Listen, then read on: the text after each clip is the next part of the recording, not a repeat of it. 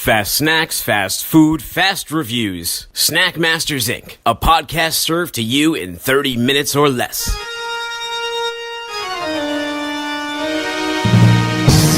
Masters Incorporated. Snack Masters. Snack Masters. You'll be snacking with the Snack Masters. Snack Masters. Snack Masters. Snack Masters! Yeah.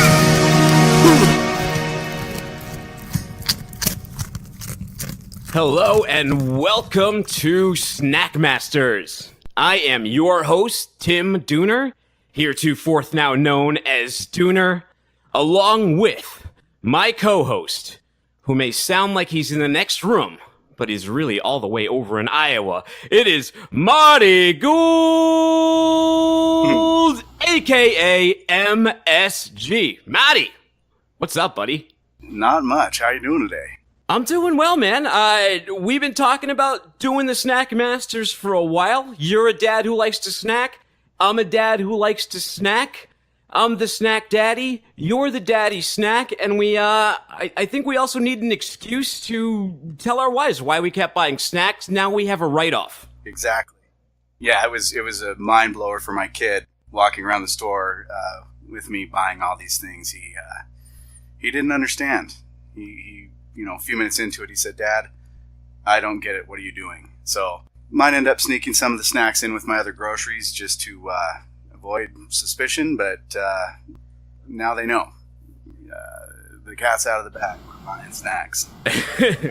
Well, when we would go shopping, because you're a dad, I have a kid who's 3, and the other one is just about to turn 1. So he doesn't care about the snacks yet, but the 3-year-old is all about, like the fruit snacks, any kind of chips.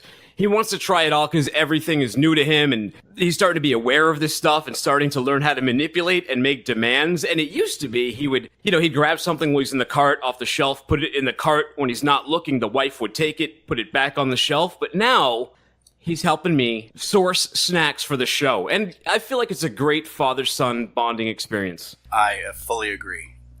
He got into it once he knew what was going on and made a few suggestions.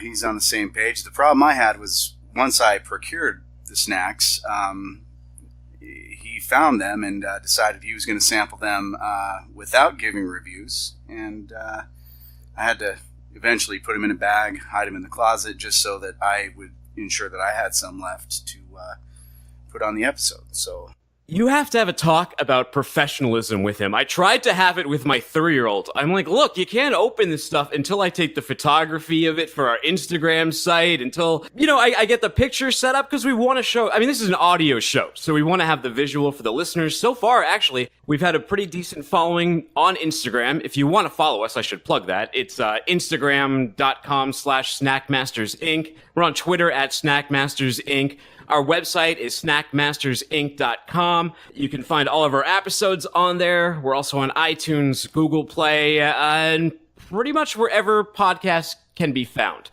So those are the plugs out of the way. Do you want to just get into our first snack? We can go to the origin story in another episode. We can just start snacking, right? I'm ready. I haven't eaten lunch. I am starving. I've purposely started with a clean slate here so that I won't have anything on my palate. I won't have a full belly. I can go straight into it and come in fresh. Well, and that's very important for this particular one, because the snack that we chose to kick this off with is a Mystery Oreo. And I gotta thank my wife, because we were going through and, I'm in Boston, so I saw the Dunkin' Donuts Oreos, and I was like, this is a natural fit. I gotta get the Dunkin' Donuts ones. But further down the aisle, there was one bag of this white package of Oreos. It said the Mystery Oreo. I was too intrigued to pass it up. The Dunkin' Donut Oreo went back on the shelf. That'll be done another time. And I had to get, and plus, right, you can win $50,000 if you guess the flavor of this Oreo correctly. Awesome. Wait, let's tell our listeners how they can do that, right? If you want this Mystery Oreo, $50,000. I think you can enter once a day. You got to text mystery to 59526. If I can read my own handwriting. I think it's 59526. You send them a text. You guess what the flavor is. We're not the first people to look at these. I wanted to see what other people thought on YouTube and whatnot. a lot of people seem to think that they're Fruit Loops or Fruity Pebbles. Now, when you open the bag and you first saw these things, they're a chocolate Oreo. They got the chocolate cookie on them. They're not one of the vanillas. It's chocolate with a white cream. It almost looks like a double stuff to me, right? Yeah, there's a generous amount of frosting. Looks like they wanted to kind of highlight the filling there. So, yeah, it does look a little bit thicker than the standard, chintzy Oreo, which I've passed up for years. I don't even bother with the overwhelming cookie Oreo, the standard. I go straight for the double stuff. Mega stuff seems to be a bit much for me. That's a little bit over the top, but I'm right down the middle with the double stuff. So these actually are, from memory, rather reminiscent of the double stuff.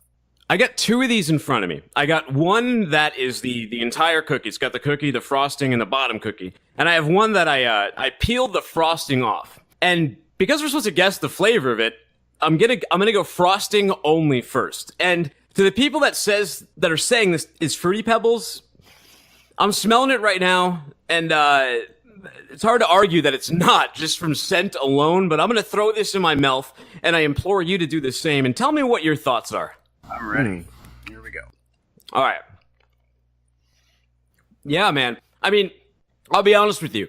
I tried these before I heard anybody saying that these tasted like Fruity Pebbles. So to me, the fruity accent of it was immediately hitting orange. It tasted like, I don't know, Grand Marnier or bum wine or something. It's a little sweet for me. I usually don't like a cookie this sweet, and I don't like this frosting only. What are you getting off of it? So it's interesting because I wonder how much that influenced me, because I'd never had one before. I'm saving these. All my snacks are pretty much brand new to me. So, it's hard for me to argue, especially with that in my head, that this would be a Fruity Pebble flavor. And I'm also getting. It's funny because the Oreo filling to me almost is like, as much as I loved, it's almost like Crisco with a bunch of sugar added into it. So what that does in this circumstance is kind of add the same coating to the roof of your mouth almost that Fruity Pebbles does. Now that's just the frosting alone. I'm interested to see how it tastes with the chocolate too, but it's kind of hard for me to argue on its own that the. All right, I'm gonna crush it because with these Oreos, I imagine the chocolate is supposed to play some aspect into the flavor, right? And chocolate Fruity Loops or Fruity Pebbles seems kind of weird. So I'm going to try it with the chocolate and see if I'm getting anything different. I don't know.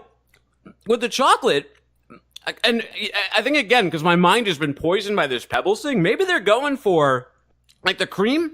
It's got a fruity note to it, but maybe what they're going for is, like, the milk afterwards. But, damn, man, last time I had Cocoa Pebbles, and it's been a while, that tastes more like a chocolate milk, but I have to imagine the chocolate flavor has to play something. So maybe Cocoa Pebbles? I don't know. I'm not getting enough cocoa, though. Yeah, that's odd to me because Cocoa Pebbles themselves don't really carry much fruit note to them. Gosh, and I wonder if they're throwing a curveball and doing almost a mixed flavor, because I agree. I mean, the cream filling definitely tastes like a Fruity Pebble. But you mix with the chocolate, man, that's just a different world right there. The scent of it, too. And if you haven't peeled open a bag of these, it hits you right away. It's an incredibly strong, artificial fruit, sugar, creamy scent. It's kind of overpowering. At least for me, because I haven't eaten a lot of these flavor Oreos before, so I was unfamiliar to it, and it knocked me backwards. There was like a backdraft of scent. Well, I'm intrigued. I know Oreo, for whatever reason, in the last couple of years, has really seemed to kind of want to try to branch out. They're doing all these, different things and different flavors. I wonder if they're going to start marketing these once it's guessed, if it's going to be like the new flavor, a limited edition, because, to tell you the truth, I went to a few different stores looking for these, and it seemed either they were small market and they didn't carry them everywhere, or they were all sold out. But by the time I found them was in a different town, 4 packages left on the shelf. And I feel kind of bad because I picked up a package, carried it around the store for a little while, and inadvertently dropped the package. And kind of revealing my character here, I went back and swapped that dropped package for another one. I feel like a jerk, full disclosure. Most of them probably weren't broken or damaged or anything like that, but I thought because of the gravity of this, because this is for a nationwide podcast, I want to have the purest Oreos that I can find. It's global, man. Again, it's I don't want to global limit it. It's MSG. universal. You know, to tell you the This truth, can be going heard through, anywhere. we're bouncing up to satellites. This is universal. Who knows what other galaxies are picking up this podcast? So, with the weight of that on my shoulders, I went back and I put back the damaged package of Mystery Oreo, and I apologize for the listeners because I'm sure they're listening right now. I apologize to you personally, ma'am or sir, for that swap, but I'm sure you understand. I was passing up a lot of Oreos that I was intrigued with. I actually, because it was so frustrating for me to find them, I picked up the apple pie flavored Oreos, but then through another trip to the store, I happened upon the Mystery Oreos, not even looking for them. You know, like I said, I'm curious what Mondelez Food Corp is planning with these once the $50,000 is doled out. So. Well, let's do it. Let's go to a verdict here. So, what would you tell our listeners to text to 59526? What is your final flavor verdict here? Man, you're putting me on the spot. Honestly, for me to narrow it down, gosh, I need an answer and I need it now. I know. I'm gonna. Do you want me to go first? I'll go first. You go ahead. I'm going to say that this is Cocoa Pebbles, cereal milk Cocoa Pebbles. There's some things that are throwing me off with the fruity scent, but I think that if they already put out a Fruity Pebble-like one called like Fruity Cereal Crunch, and I think if they're going for Fruity Pebbles, they would put this on the vanilla cookie. They wouldn't put this on the chocolate cookie, because that doesn't make any sense to me in my head. Unless it's like chocolate-covered Fruity Pebbles. I don't know, that's zany. If I saw that on a shelf, I might buy them.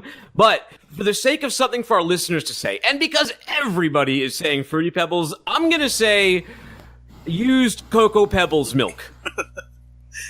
Okay. Yeah. That's. I see where you're coming from. I think that's a valid choice. However, if that's what they went with, I'd say they need to tune up the name a little bit, because I wouldn't buy those off the shelf. Name that. But used Cocoa Pebbles, like how do you convey to the shopper within an instant that this is like the milk, the refuse that's left over at the end of your Cocoa Pebble bowl? I'm assuming that the geniuses that at Oreo, the people that they hired to name things, just like the people at Bath and Body Works that name all their fruity soaps and stuff like that, I'm assuming they can target something a little bit closer. I'm not to dismiss your guess, because I think it's pretty accurate.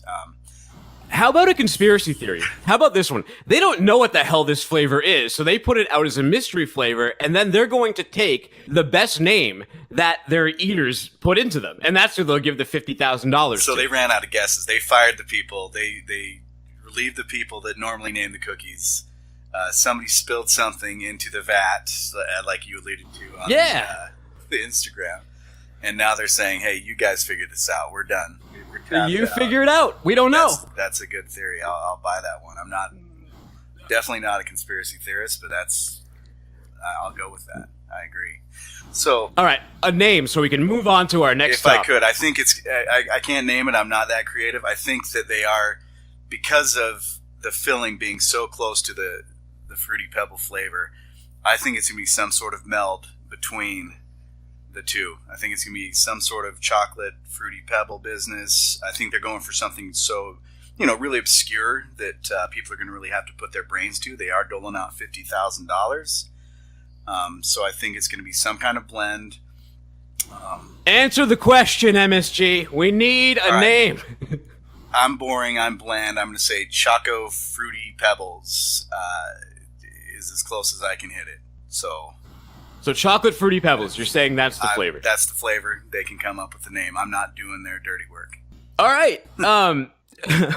Moving on. So for our next segment, we're usually going to try and pick up something local. And one of the reasons we want to do this is I'm in Boston, you're in Iowa. We get a cross section of snacks from the U.S. But since the clock just struck November and Halloween's gone, I had gotten some dollar store candy. And before this stuff expires and nobody wants to hear about Halloween candy anymore, and I don't want to group this with our next episode's good Halloween candy. I want to get these stupid blood bites out of my face and into the trash. So I got the dollar store hookup for my local candy, and it's it's the dollar store's take on Pixie Sticks, or actually Fun Dip, because when you open it up, it's this package of red, it's supposed to be strawberry sugar, and it's got a stick just like the Fun Dip does, that's shaped like a skull and crossbones.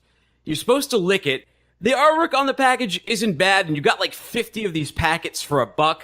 Upon closer inspection, though, I noticed that it said made in China, which made me a little nervous, especially about giving it to my kid. It's okay to suck on a He-Man's leg or a Stormtrooper's head, but when it comes to ingesting actual candy from Chinese factories, I don't know. Nothing against China. To our Chinese listeners, I mean no offense, but it just scared me a little bit.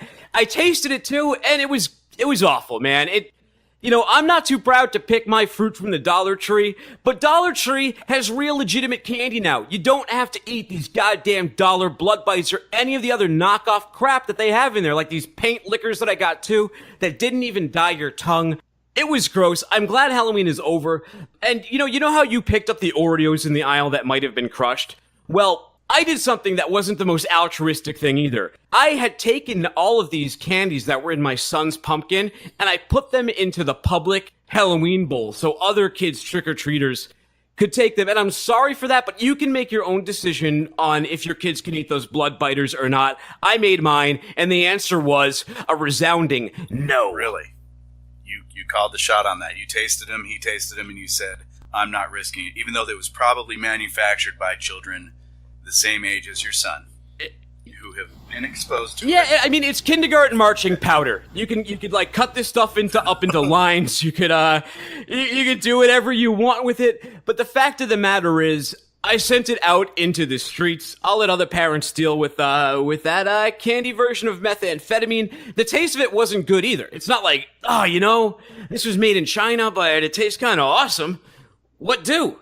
It was like, nah, it's pretty terrible. I'll give it this. The artwork was cool. It had like a zombie chick on it. She was green. She was holding the crossbone. It's what attracted me to buy it from the dollar store to begin with, amongst the name brand candy. So there's something there, but don't be deceived.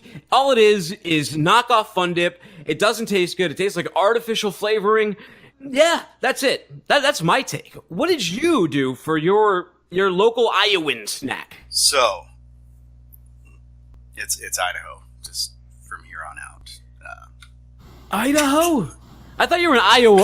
Common mistake. I grew up in Idaho, moved to Florida when I was younger, and I was astonished at how many people had never heard of Idaho.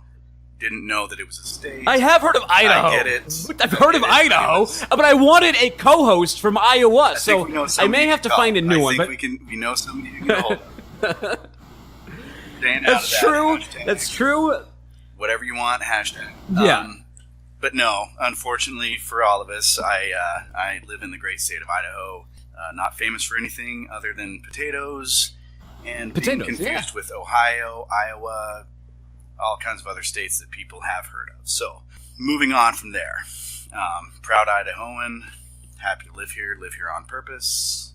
That being said, and I only mention it, not to correct you, we can run with the Iowa thing, but for one of my regional snacks, I did choose something that's from Idaho, actually. So, however, that's for another show. This one here, in keeping with the spirit of Halloween, I perused the aisle at our local Winco grocery store, which is sort of the bottom end, I'd say. It's not where the rich people go to shop, I should say. You bag your own groceries. They don't accept credit cards. It's debit or cash only, and the demographic is reflective of that. It's not a place I really enjoy hanging out with or at, say, after 9 p.m.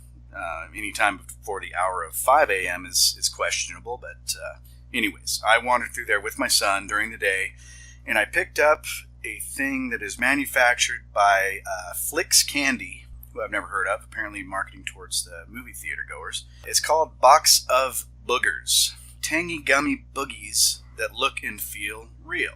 So, and it's got some zombie-looking chef, wild-eyed, scary teeth, all that stuff on front. It says, picked out especially for you. Picked out is the play on words for boogers. So Yeah, I was very punny. Intrigued. My son thought, he was just thrilled, thought it was hilarious. And actually, this is one of the ones that he sampled first before I got the chance to see. So kind of a smaller size box, a little bit smaller than the movie theater side. But I'd put along the lines with those bins that maybe you've seen at Walmart or something like that, where they always have the milk duds and hot tamales and those sort of things, those boxes. So I think I paid 84 cents or $1, something like that for them. So I thought, again, with the Halloween thing, I wanted something unusual, not everybody tasted. So I'm going to sample these. Just to preface it, I'm going to try to guess, because there's 3 different colors in here. One's kind of a lime green, one's a lighter shade of green, and one's a yellow. Now, they look like standard kind of gummy worms. They have an odd texture to them, which I think they were trying to replicate a booger. I'm not sure. It's sort of a roundish shape. Almost looks like maybe almost a hilly mountain kind of thing. I'm having a tough time describing the actual appearance of it, but because it's sort of an amorphous blob. They're all shaped the same, apparently stamped through a machine, but different colors. The flavors I'm going to try to guess. One is snottermelon. The next one is sour green boogie. And the most obvious one that is the easiest one that's going to be for me to guess is lemon loogie. Lemon loogie. That's especially gross. I feel like the booger thing is fine, but when you get into loogies, I think it's a little like throat aspect and the flagellum aspect that really, to me, just goes one step too far. I'm assuming they're going for, it was years ago they decided to do some weird candy stuff with the warheads, and they got into the sour candy and kind of the grossest thing imaginable. When I was a kid, it was, No, dude, they had boogers when we were kids too. They had a candy called boogers. I don't know if it's the same thing as the ones that you have now, but there literally were gummy candies called boogers. Now, I got to ask you a question though. My boogers, especially like in wintertime, they can be hard, but then like a comet, they have like a trail of like a liquidy snot to them. Do these gummy candies, are they like that? Are they like hard with a slimy liquid attached to it, or is it in my all research, one consistency? obviously what I do is I kind of try to show the texture when I take these pictures and stuff. I'm not sure if these will be available on Instagram to view, but I cut these open with a knife, and I was sort of disappointed to find that there is no goo. It's not, and it says one of the things they tout is that they again look and feel real. I would argue that I don't think I've ever pulled something out or blown something out that was this texture. To tell you the truth, they're not far off from, say, Welch's gummy snack. They don't feel really anything different than that. So I'd say they missed the mark when it came to. Now, if you get them wet, I'm not sure. You know what I mean? But that isn't indicated anywhere in the box. So I was a little bit disappointed. Once you get past the box and what's actually inside, it's really not reminiscent. Would you recommend them or not? I'm doing this real time. Sorry. All right, I'll try one real quick. I've got 3 lined up in front of me, the 3 different varieties. I'm gonna munch if you want to talk, and then once I've tasted them all, I'll give you a quick review. Okay. All right, so he's gonna eat his boogers, and while he does that, I'm gonna move on to our next segment, because we promised this is fast snacks, fast food, fast talk in 30 minutes or less. We're at about 25 minutes and 30 seconds with the intro, so I'm gonna jump right into my healthy snack. And I don't want to rush this one too much, but it's Joseph's.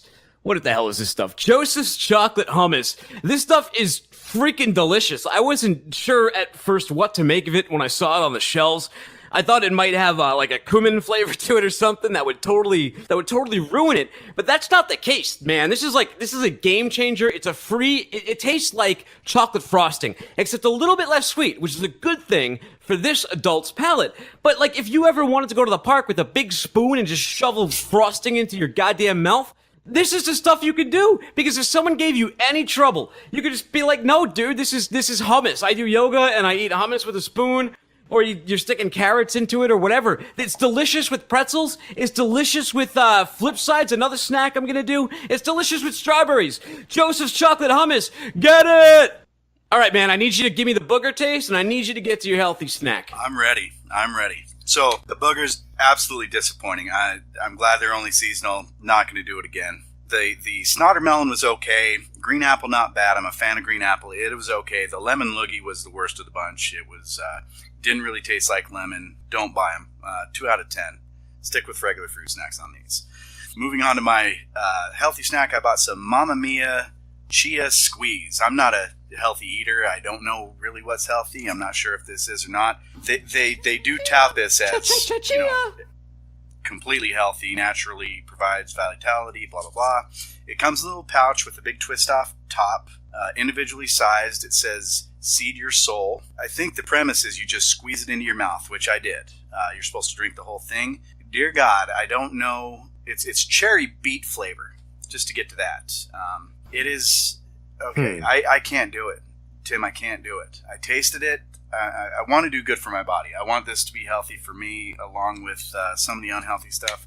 I took a mouthful of this. It's lukewarm. It's an odd consistency. There are seeds floating throughout this slime. The flavor isn't bad, but the seeds, I can't do the texture. I'm sorry. I'm sure there's a lot of hipsters out there would just gravitate toward this for their kids. But for me, I can't do it, man. She is killing me. All right, then. Avoid the pouch. Don't drink the chia. Keep it as a pet. Just add water and watch it grow. That is MSG. I'm Dooner. We're the Snack Masters. You've been listening to Snack Masters Inc. Our website is snackmastersinc.com. Our podcast is on iTunes, Google Play, everywhere podcasts are heard around the world. And check out our Instagram. We're going to have all the photos of all these snacks that we eat. Tune into our next episode. We're going to be talking about Halloween candy. Any parting thoughts, MSG? Nope. Glad to have the first one out of the way. Only gets better from here. Well, then, we'll Chia later. It was gross. The Oreo is gross? Yeah. Would you eat it again? No way. What did you think it tasted like? It tastes like mouse. It tastes like mouse? I eat